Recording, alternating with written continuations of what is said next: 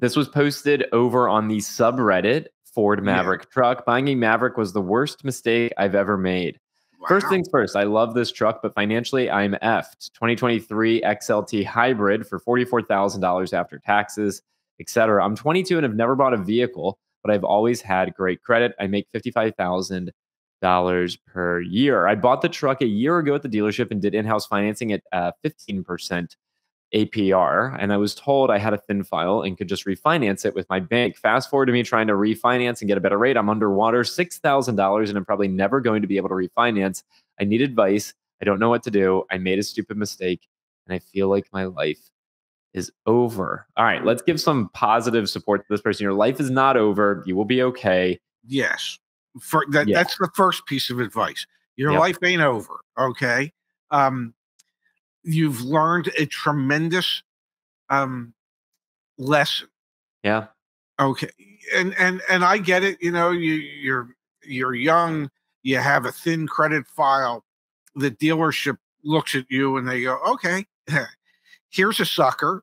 And they took advantage of you. 15%. I think if I were you, I think what I might try to do, and I don't know if you have any credit cards and people are probably going to kill me for saying this, but if you could make arrangements with a credit union or a bank to see how much they would lend you on that vehicle, and if you could make up the difference between what you owe and what the new loan could be by utilizing your credit cards to do that, perhaps that might make sense, because you might be able to go from a 15% rate on your loan.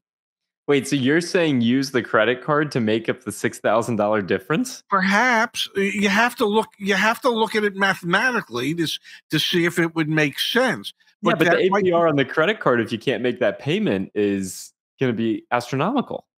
Yeah, but it's only on $6,000 instead of on the remaining value of the truck, or less than that. It's something you have to do the math to look at it. It might be a way to get out of it. I don't know. I'm just you're asking me for a suggestion.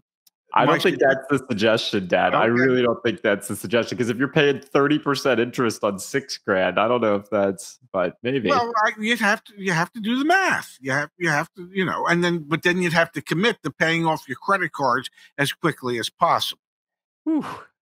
It's a tough one. This is not a good situation.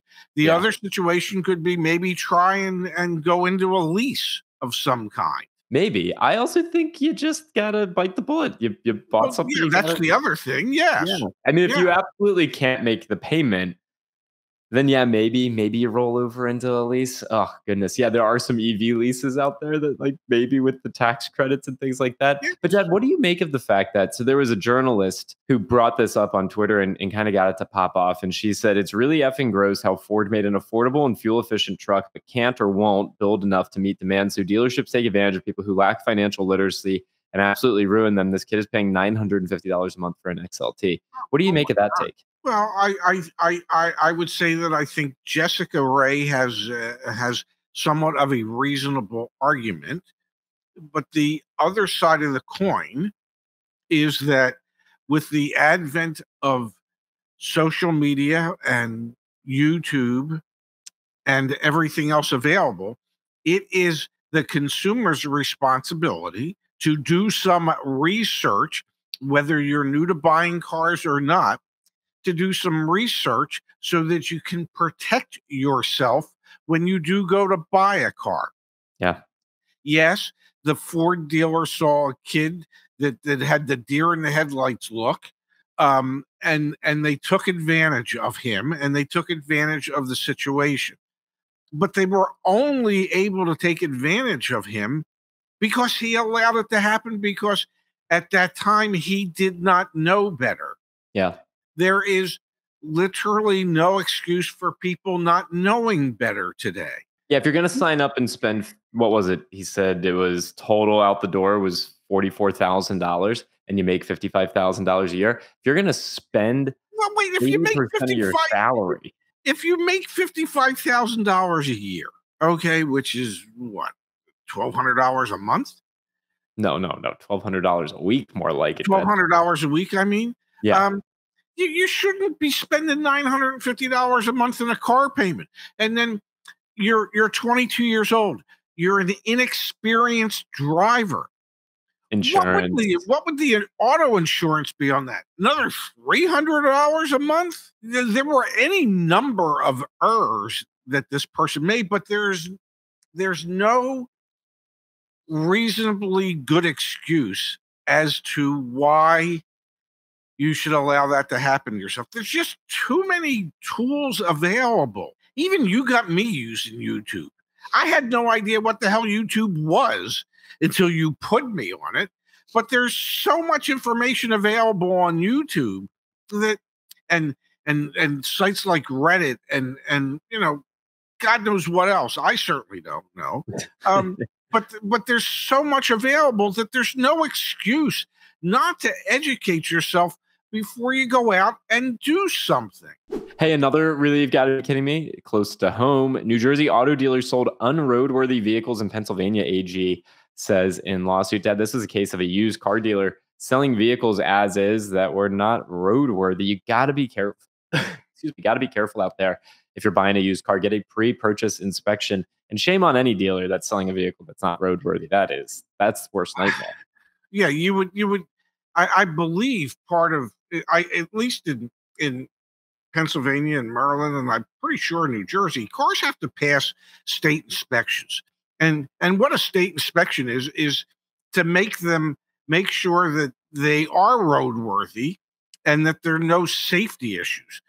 Part of state inspections is looking at tire tread depth, brakes, how much brake life is left, things of that nature, cracks in wind. So for somebody to sell a vehicle that's not roadworthy, I mean, go find a different form of way of taking advantage of people, but don't put them into something that could, I don't know, ultimately kill them if they get involved in an accident because the vehicle wasn't roadworthy to begin with. Yeah. It just, and I get that the people that are buying these kind of cars, it's probably the car of last resort. It's the only chance they have of getting some mode of transportation.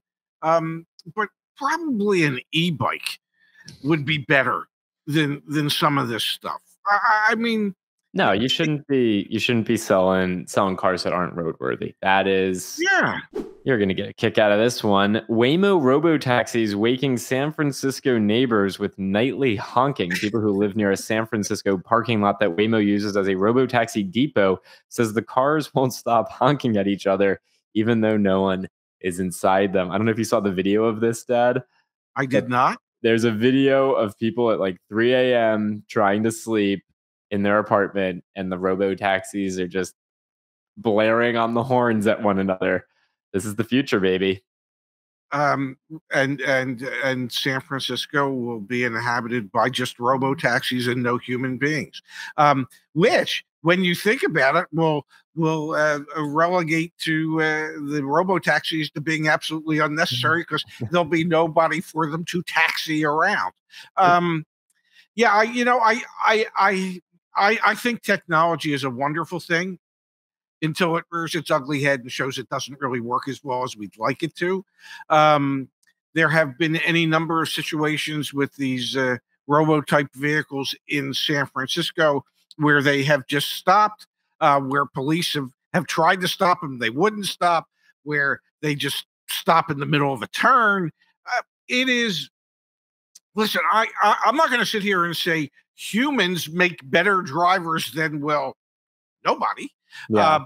But apparently, most humans aren't pulling into a parking lot with other humans in their cars at 4 o'clock in the morning and saying, "Hey, let's just hit the horns for a few minutes."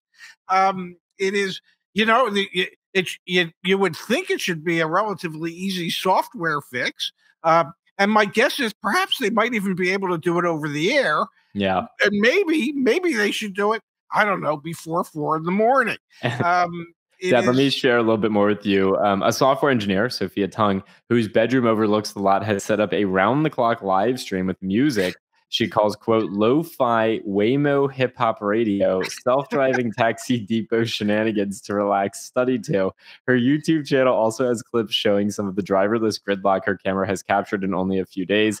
Tung told The Verge that she'd enjoy watching the cars maneuver themselves if only they'd cut out the honking. Quote, it's at, bleeping 4 a.m., she says at the end of one video, sounding exhausted. Help. It is, yeah. No wonder I'm not going to San Francisco. I don't think that's all I'm going to say. When the population gets down to zero, then